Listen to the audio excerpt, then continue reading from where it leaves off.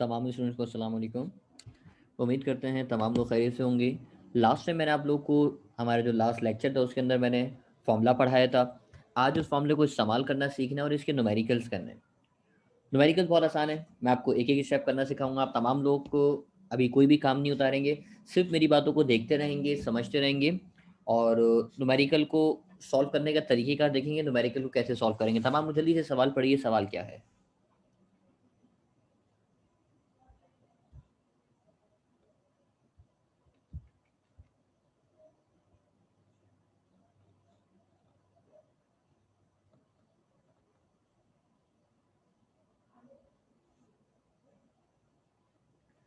सवाल में आपसे बोला गया, what is the wavelength of radiation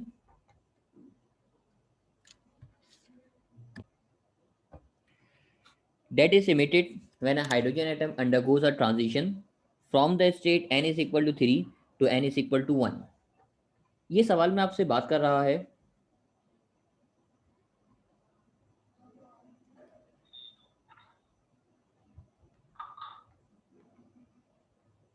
अच्छा जी, अब उसने आपसे बोला transition from n is equal to 3, यानी वो आपसे बोल रहा है n इज इक्वल टू 3 से लेकर n इज इक्वल टू 1, यहाँ तक कि उसने आपसे बात करी, यानी n is equal to 3, n is equal to 1।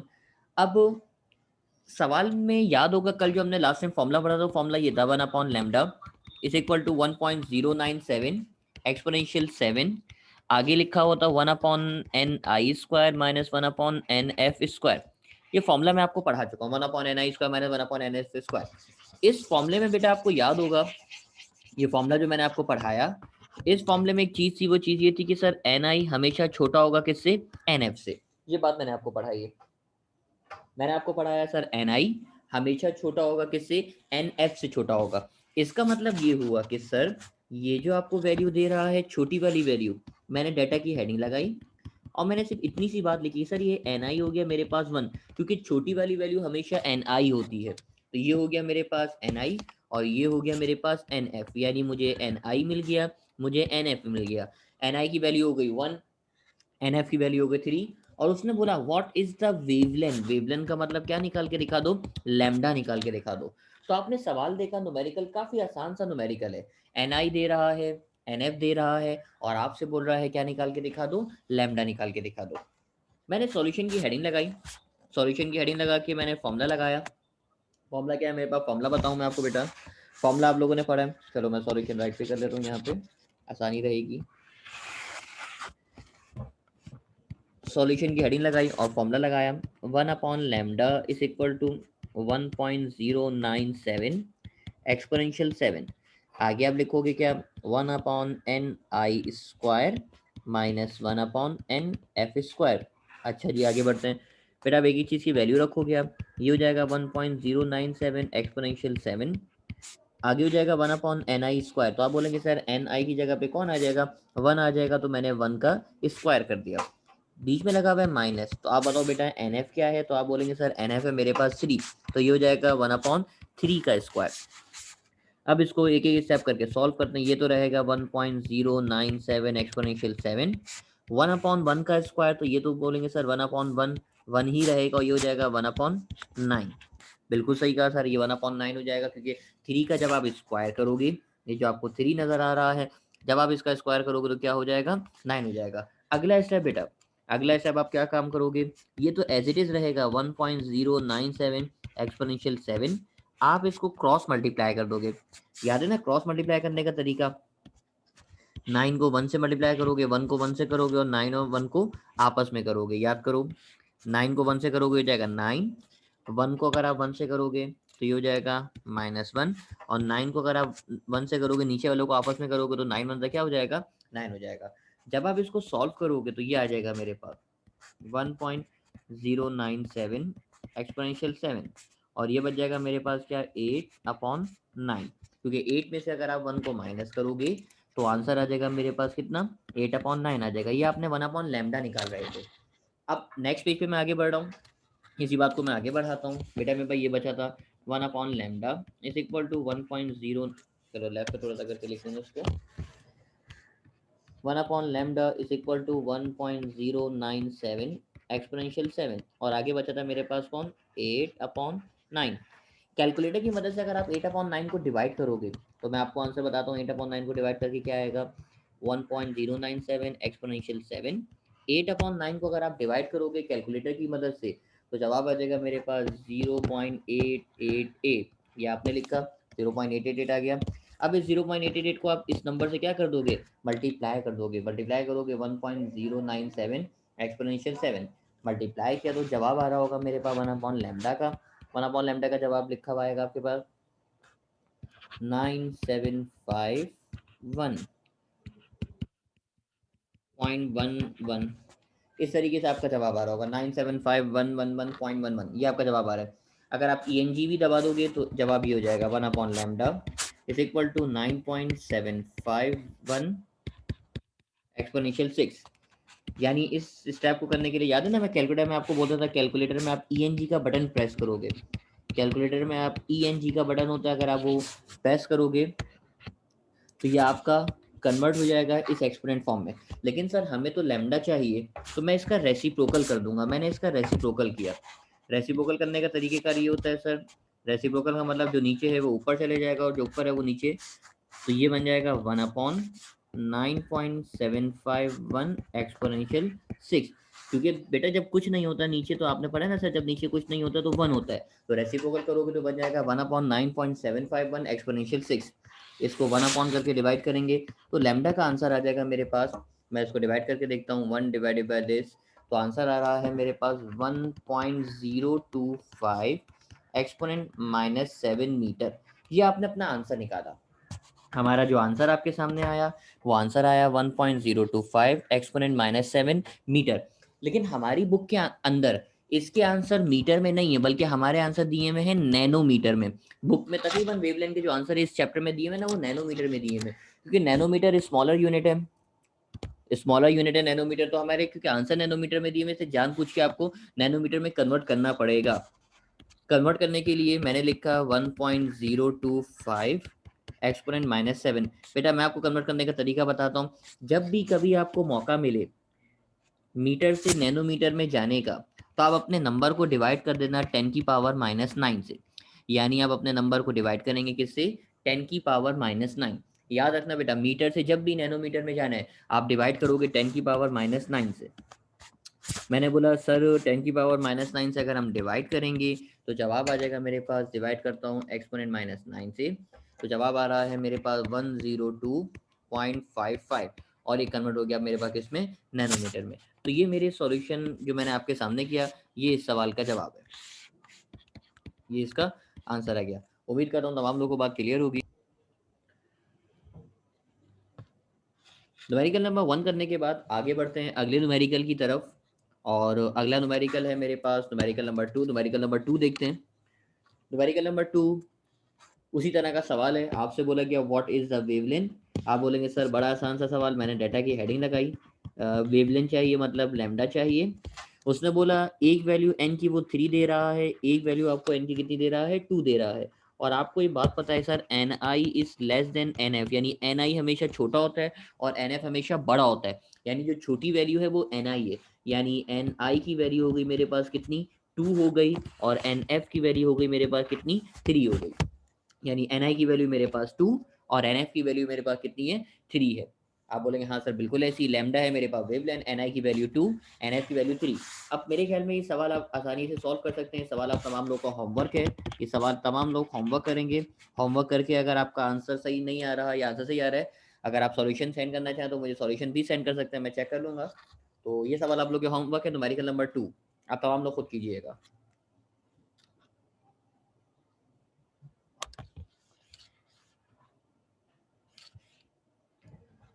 Numerical number 2 के बाद अगला न्यूमेरिकल देखते हैं न्यूमेरिकल नंबर 3। न्यूमेरिकल नंबर 3 ये सवाल 2019 के अंदर आया। इस तरह का सवाल पेपर में आ सकता है। सवाल क्या है what is the wavelength of third spectral line of Paschen series. अच्छा थर्ड स्पेक्ट्रल लाइन आपसे बोल रहा है और थर्ड स्पेक्ट्रल लाइन का मतलब third spectral line of Paschen series. बेटा मैंने एक ही लफ्ज सुना सिर्फ और सिर्फ मैंने लफ्ज सुना किसका पैशियन का। लफ्ज मेरे जहन में आया पैशियन। पैशियन का लफ्ज सुनो और एक बात मैं आपको बताऊं पैशियन के लिए मैं पीछे गया।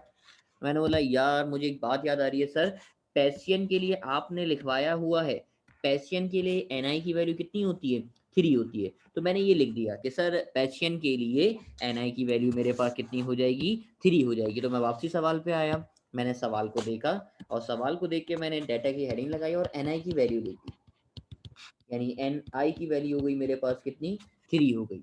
अच्छा जी, लेकिन उसने पैसियन सीरीज की कौन सी स्पेक्ट्रल लाइन मांगी है, थर्ड स्पेक्ट्रल लाइन मांगी है। अब ये बात मैं आपको बताऊं, ये बात है क्या भाई, मैं अगर यहाँ पे इस तरह से बना रहा हूँ, ये होता है n इज इक्वल टू 1, दूसरा होगा n इज इक्वल टू 2, ये होगा n is equal to 3, n is equal to 4, n is equal to 5, n is equal to 6, n is equal to 7। अब देखो उसने आपसे बोला पैसियन सीरीज, पैसियन सीरीज का मतलब वो जम करेगा कहाँ पे, 3 पे जम करेगा, याद करो। लेकिन उसने बोला थर्ड स्पेक्ट्रल लाइन, अगर वो 4 से 3 पे जम करेगा तो ये कहलाएगी फर्स्ट स्पेक्ट्रल लाइन, अगर वो 5th से 3rd पे जम करेगा, 2 छोड़ के जम कर रहा है तो ये कहलाएगी सेकेंड स्पेक्ट्रल लाइन, और अगर वो 6 से 3rd पे जम करेगा यानी 6 से 3rd पर आएगा तो ये कहलाएगी मेरे पास कौन सी लाइन, थर्ड स्पेक्ट्रल लाइन। मैं समझाने की बात अपनी कोशिश कर रहा हूँ बेटा, दोबारा देखना।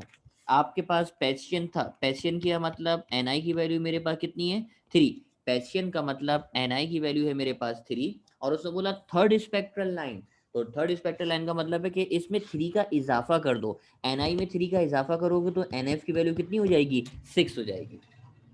अच्छा मैं आपसे चलो कंफ्यूज करने के लिए आपसे पूछता हूँ, मैं बोलूँ नहीं मुझे बताओ फिफ्थ स्पेक्ट्रल लाइन बताओ, तो आप बोलेंगे सर ni की वैल्यू 3 होगी, तो 3 में हम 5 को प्लस करेंगे तो nf की वैल्यू कितनी हो जाएगी, 8 हो जाएगी। लेकिन क्योंकि उसने मांगी ही हमसे थर्ड है तो आप बोलेंगे सर ni की वैल्यू 3 और nf की वैल्यू कितनी हो जाएगी, 6 हो जाएगी। तो मैंने यही बात लिखी, सर nf की वैल्यू हो गई मेरे पास कितनी, 6 हो गई, और आपसे बोले क्या निकाल के दिखा दो, वेवलेन, वेवलेन मतलब क्या निकाल के दिखा दो, लैम्डा निकाल के दिखा दो। मेरे ख्याल में आप तमाम लोग को डाटा बनाना आ गया होगा। एक दफा दोबारा बात को देख लेते हैं बेटा। उसने बोला पैसियन सीरीज, पैसियन सीरीज का मतलब होता है ni की वैल्यू तो मेरे पास हो गई 3, ये रही ni की वैल्यू, ni की वैल्यू हो गई मेरे पास 3। अगर वो बोलेगा ना थर्ड स्पेक्ट्रल लाइन, तो थर्ड स्पेक्ट्रल लाइन का मतलब देखो ni की वैल्यू तो पहले से 3 है, उसने बोला थर्ड स्पेक्ट्रल लाइन, तो उस नंबर में आप 3 को ऐड कर दोगे, यानी थर्ड स्पेक्ट्रल लाइन है तो आपने, ये तो ni की वैल्यू हो गई, ये 3 जो आ रहा है ये ni की वैल्यू, nf निकालने के लिए 3 के बाद उस नंबर को प्लस कर दोगे, यानी 6 आ रहा है क्योंकि थर्ड स्पेक्ट्रल लाइन बोला। अगर बोलता फोर्थ स्पेक्ट्रल लाइन तो प्लस करते 4 को, अगर बोलता फिफ्थ स्पेक्ट्रल लाइन तो प्लस करते 5 को, लेकिन क्योंकि उसने बोला ही थर्ड स्पेक्ट्रल लाइन तो 3 में 3 को प्लस किया तो आंसर आ रहा है मेरे पास कितना, 6 आ रहा है, तो इसलिए मैंने एनएफ की वैल्यू निकाली।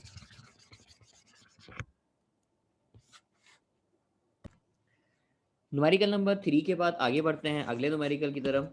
अगला न्यूमेरिकल मेरे पास न्यूमेरिकल नंबर 4, न्यूमेरिकल नंबर 4 पढ़िएगा तब हम लोग आपसे क्या बोला गया।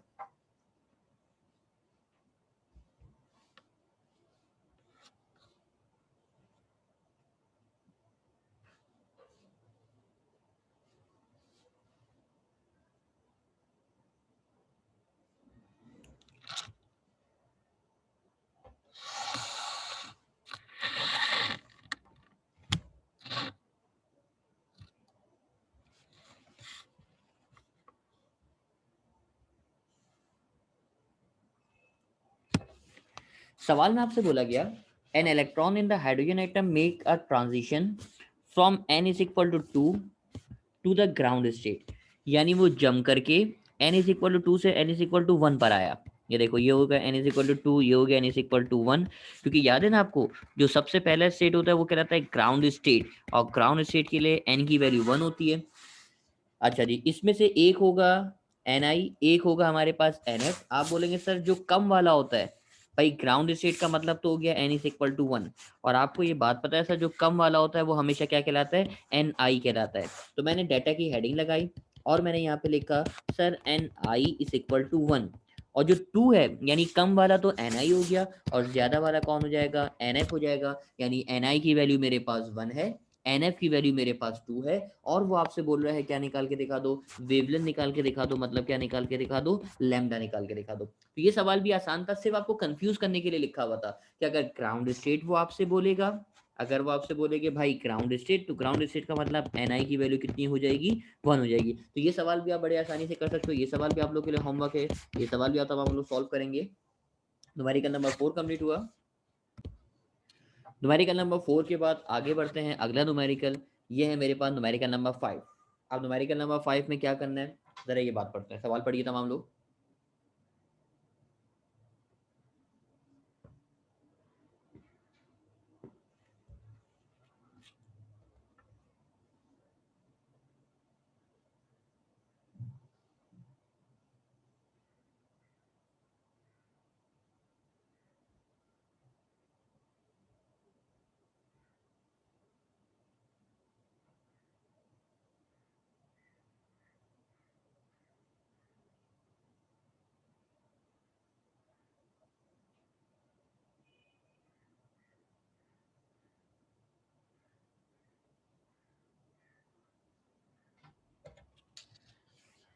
सवाल में आपसे बोला गया फाइंड द वेवलेंथ, आप बोलेंगे सही है सर, ये बात तो समझ आ गई, फाइंड द वेवलेंथ, हम वेवलेंथ निकाल सकते हैं of the first three lines, और आगे बोल रहा है लाइमन सीरीज। बेटा मैंने जैसे ही लफ्ज सुना ना, लाइमन लाइमन का लफ्ज सुना, मुझे एक बात याद आ गई कि सर एन आई की वैल्यू कितनी होगी, सॉरी एन आई की वैल्यू मैंने 3 लिख दिया, एन आई की वैल्यू होगी मेरे पास कितनी, 1 होगी। जैसे ही उसने मुझे कहा कि मैं बात कर रहा हूँ कौन सी सीरीज की, लाइमन सीरीज की, और लाइमन सीरीज के लिए एन आई की वैल्यू मेरे पास कितनी होती है, 1 होती है। आप बोलेंगे हाँ सर बिल्कुल ऐसी बात है, लेकिन उसने फरमाइश क्या करी, उसने बोला लाइमन सीरीज की फर्स्ट 3 स्पेक्ट्रल लाइन निकालो, फर्स्ट 3 स्पेक्ट्रल लाइन यानी शुरू की 3, याद है इससे पहले वो डायरेक्ट उसने बोला था थर्ड स्पेक्ट्रल लाइन निकालो। मैं आपको सिखाता हूँ फर्स्ट 3 स्पेक्ट्रल लाइन कैसे निकालोगे। मैंने सवाल में डाटा बनाया, डाटा बना के मैंने सवाल शुरू किया, और सवाल में लिखा कि यार मुझे चाहिए lambda is equal to question mark wavelength चाहिए, सही, वेवलेंथ लिख दिया। फिर मैंने लिखा मुझे फर्स्ट स्पेक्ट्रल लाइन चाहिए, अच्छा जी ये हो गया। एन आई की वैल्यू मैंने लिख दी, सर एन आई की वैल्यू कितनी हो गई, 1 हो गई। अब मैंने यहाँ पे चेंज करके सॉल्यूशन की हेडिंग लगाई और लिखा when N F is equal to 2। भाई क्योंकि एन आई की वैल्यू 1 है, एन आई की वैल्यू 1 का मतलब मैं थोड़ा सा चलो आपको एक्सप्लेन भी कर देता हूँ। ये हो गया N is equal to 1, N is equal to 2, N is equal to 3, N is equal to 4।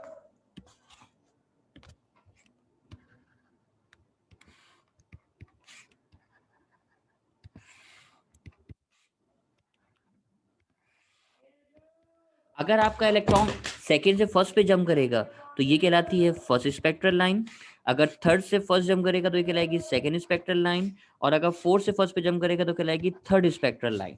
यानी एक फौरन बाद से जंप करेगा तो फर्स्ट कहलाएगी, सेकेंड से जंप थर्ड से जंप करेगा तो सेकेंड कहलाएगी, और अगर 3 छोड़ के जंप करेगा तो वो थर्ड स्पेक्ट्रल लाइन कहलाएगी। तो ये तो मैंने स्पेक्ट्रल लाइन मैंने आपको बताया। दोबारा सुनिएगा जरा, मैंने आपसे कहा कि भाई एन आई की वैल्यू मेरे पास कितनी है, 1 है। क्यों, क्योंकि उसने आपसे बोला, उसने आपसे कहा कि भाई लाइमन सीरीज, आपने जैसे ही लफ्ज सुना लाइमन सीरीज का, आपने बोला एन आई की वैल्यू मेरे पास कितनी हो गई, 1 हो गई।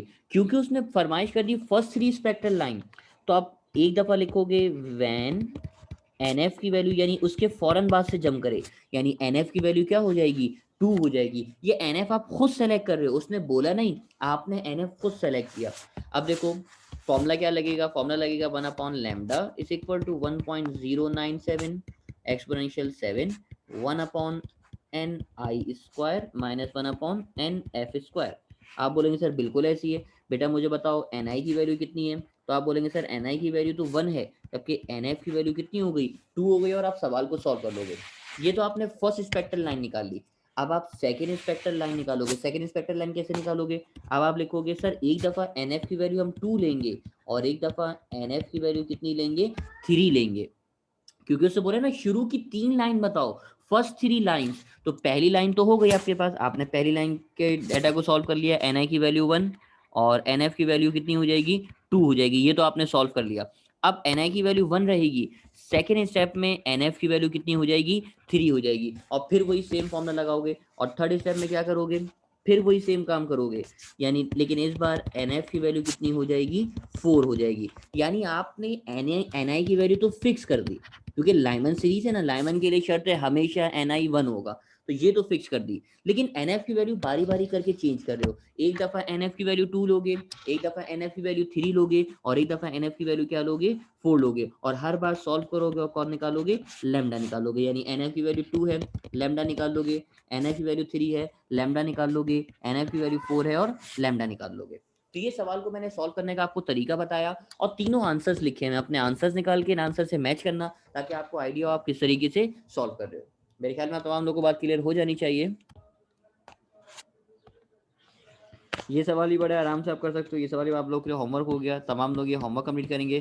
तो न्यूमेरिकल नंबर 1 मैंने आपको कराया, न्यूमेरिकल नंबर 1 के बाद 2, 3, 4 और 5 आप लोग के लिए होमवर्क है। आसान आसान से न्यूमेरिकल है, आप तमाम लोग को प्रैक्टिस करनी है, और इन सवाल को आप तमाम लोग को क्या करना है, सॉल्व करना है।